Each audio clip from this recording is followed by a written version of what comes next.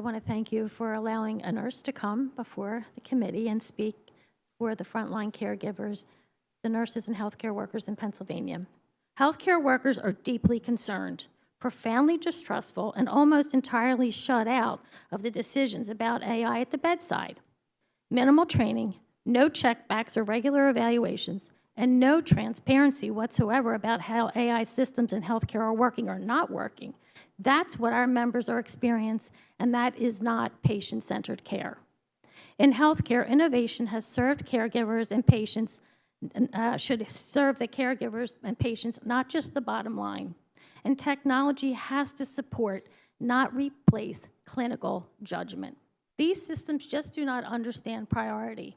They just don't get the context. They're a machine.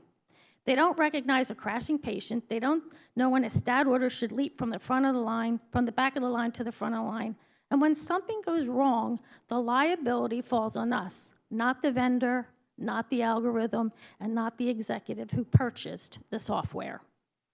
I am not anti-technology, nor are my colleagues. Technology helps us service every day and allows us to practice at a higher level. But as a committed advocate for patients and frontline caregivers, we have a responsibility to look at how AI is being used in our hospitals, to evaluate claims that AI will enhance our bedside practice and improve the quality of patient care, and to actively protect our patient rights to the one-on-one care, privacy, and safety that they deserve.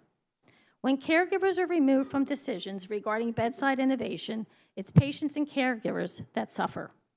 AI must be regulated and challenged on an ongoing basis to make sure that it is learning and helping doctors and nurses and other caregivers, not hurting us. This has to happen both here in Harrisburg and at the bedside. We know from our experience that we cannot rely on our employers to make sure that this is happening in a proper way.